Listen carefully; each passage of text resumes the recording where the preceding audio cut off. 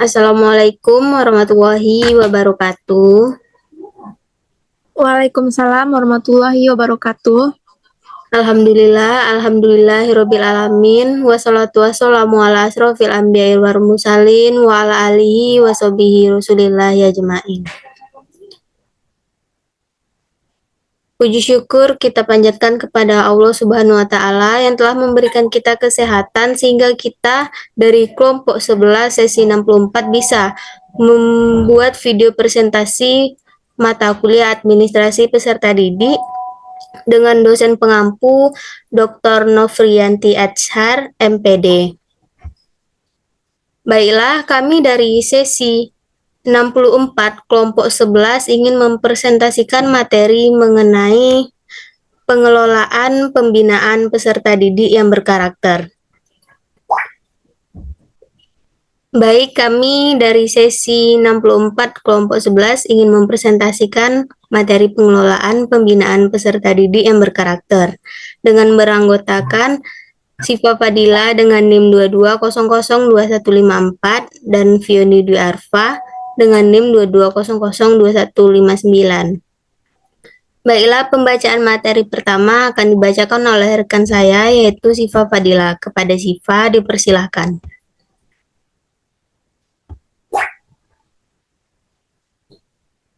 Baiklah, saya akan membacakan materi pertama, yaitu pengertian pengelolaan dan pembinaan peserta didik yang berkarakter.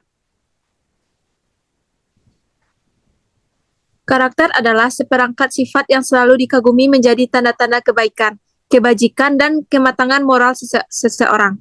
Secara etimologi, istilah karakter asal dari bahasa Latin charakter, yang berarti tabiat, sifat-sifat kejiwaan, budi pekerti, kepribadian, serta akhlak. Peserta didik adalah individu yang secara sadar berkeinginan untuk mengembangkan potensi dirinya melalui proses kegiatan belajar mengajar yang tersedia pada jenjang atau tingkat dan jenis pendidikan tertentu. Peserta didik dalam kegiatan pendidikan merupakan objek utama, sentral objek, yang kepadanya segala berhubungan dengan aktivitas pendidikan yang ditunjukkan.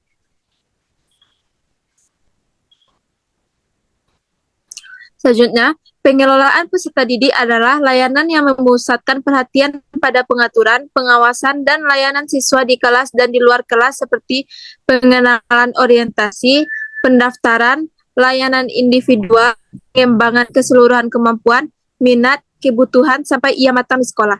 Pengelolaan peserta didik juga dapat diartikan sebagai usaha pengaturan segala aktivitas yang berkaitan dengan peserta didik, mulai dari peserta didik tersebut masuk sekolah, sampai dengan mereka lulus sekolah.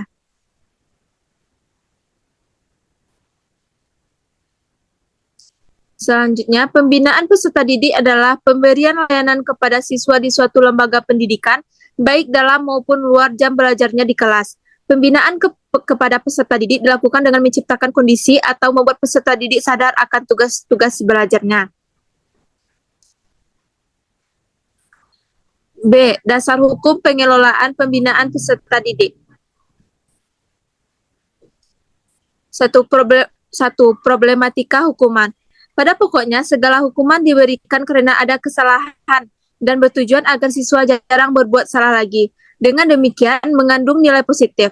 Adapun macam-macam hukuman, yaitu hukuman badan, penahanan di kelas, menulis sekian lama, menghilangkan hak tertentu, tidak boleh ikut ulangan, dan lain-lain seperti tatapan mata, teguran, ancaman, dan sebagainya. Hukuman yang diberikan kepada peserta didik yang melanggar peraturan hendaknya memperhatikan prinsip-prinsip, yaitu: 1. Hukuman diberikan secara hormat dan penuh pertimbangan. 2. Berikan kejelasan atau alasan kenapa diberi hukuman. 3. Hindarkan pemberian hukuman pada saat marah atau emosional. 4. Hukuman hendaknya diberikan pada awal kejadian pada akhir kejadian. 5. Hindari hukuman yang bersifat badaniah atau fisik. 6. Hindari hukuman kelompok atau kelas apabila kesalahan dilakukan oleh seseorang. 2. Dasar hukum pengelolaan peserta didik diantaranya: 1. Undang-Undang Dasar 1945 alinea keempat yang mengamanatkan mencerdaskan kehidupan bangsa. 2. Batang tubuh Undang-Undang Dasar 1945 Pasal 31 Ayat 1 sampai 5 tentang hak dan kewajiban warga negara. 3. Undang-Undang Nomor 20 Tahun 2003 tentang Sistem Pendidikan Nasional yang menyatakan setiap warga negara mempunyai hak yang sama untuk memperoleh pendidikan yang bermutu. Pasal 5 ayat 1. B. Setiap warga negara yang berusia 7 sampai 15 tahun wajib mengikuti pendidikan dasar. Pasal 6 ayat 1. C. Masyarakat berhak berperan serta dalam perencanaan, pengawasan, dan evaluasi program pendidikan. Pasal 8. D. Warga negara yang berlainan fisik atau mental memperoleh pendidikan luar biasa. Pasal 8 ayat 1. Setiap peserta didik pada setiap satuan pendidikan berhak mendapatkan pelayanan pendidikan sesuai dengan bakat, minat, dan kemampuannya. Pasal 12 ayat 16. C. Tujuan, fungsi, dan prinsip pengelolaan dan pembinaan peserta didik. Tujuan umum pengelolaan peserta didik menurut Sudrajat 2010 adalah mengatur kegiatan-kegiatan peserta didik agar kegiatan-kegiatan tersebut menunjang proses pembelajaran di lembaga pendidikan sekolah. 1. Prinsip pengelolaan peserta didik. Pengelolaan peserta didik dipandang sebagai bagian dari keseluruhan manajemen sekolah. Oleh karena itu, ia harus mempunyai tujuan yang sama dan atau mendukung terhadap tujuan manajemen secara keseluruhan. Ambisi sektoral pengelolaan peserta didik tetap ditempatkan dalam kerangka sekolah. Tidak boleh ditempatkan di luar sistem manajemen sekolah. Selanjutnya, segala bentuk kegiatan pengelolaan peserta didik haruslah mengemban isi pendidikan dalam rangka mendidik para peserta didik. Segala bentuk kegiatan, baik itu ringan, berat, disukai atau tidak disukai oleh peserta didik, diarahkan untuk mendidik peserta didik dan bukan yang lainnya.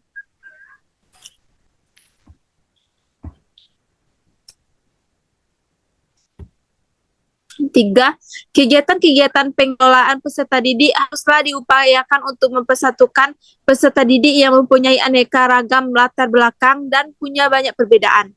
Perbedaan-perbedaan yang ada pada peserta didik tidak diarahkan bagi munculnya konflik di antara mereka, melainkan justru mempersatukan, saling memahami dan menghargai. 4. Kegiatan pengelolaan peserta didik haruslah dipandang sebagai upaya pengaturan terhadap pertimbangan peserta didik. Oleh karena membimbing, haruslah terdapat ketersediaan dari pihak yang dibimbing. Tidak mungkin pembimbing demikian akan terlaksana dengan baik manakala terdapat keengganan dari peserta didik sendiri. 2. Tujuan pembinaan siswa. 1. Mengembangkan potensi siswa secara optimal dan terpadu yang meliputi bakat, minat, dan kreativitas. 2. Memantapkan kepribadian siswa untuk mewujudkan ketahanan sekolah sebagai lingkungan pendidikan sehingga terhindar dari usaha dan pengaruh negatif dan bertentangan dengan tujuan pendidikan. 3. Mengaktualisasikan potensi siswa dalam pencapaian prestasi unggulan sesuai minat bakat. 4. Menyiapkan siswa agar menjadi warga masyarakat yang berakhlak mulia, demokratis, menghormati hak-hak asasi manusia dalam rangka mewujudkan masyarakat madani, civil society. Sekian pembacaan materi dari saya kembalikan kepada moderator. Baik, terima kasih kepada Syifa Fadila. Di sini saya akan melanjutkan materi selanjutnya yang mengenai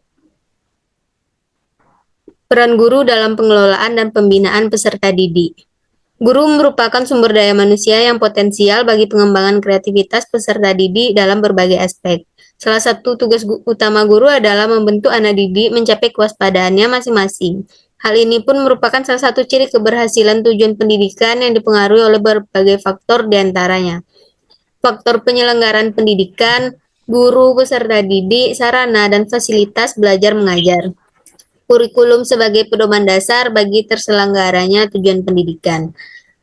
Partisipasi guru dalam pengelolaan dan pembinaan peserta didik menduduki teratas, artinya setiap guru harus memahami fungsi terhadap pengelolaan dan pembinaan peserta didik.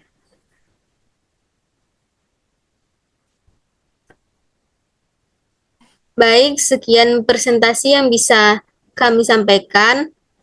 Kami akhiri. Assalamualaikum warahmatullahi wabarakatuh.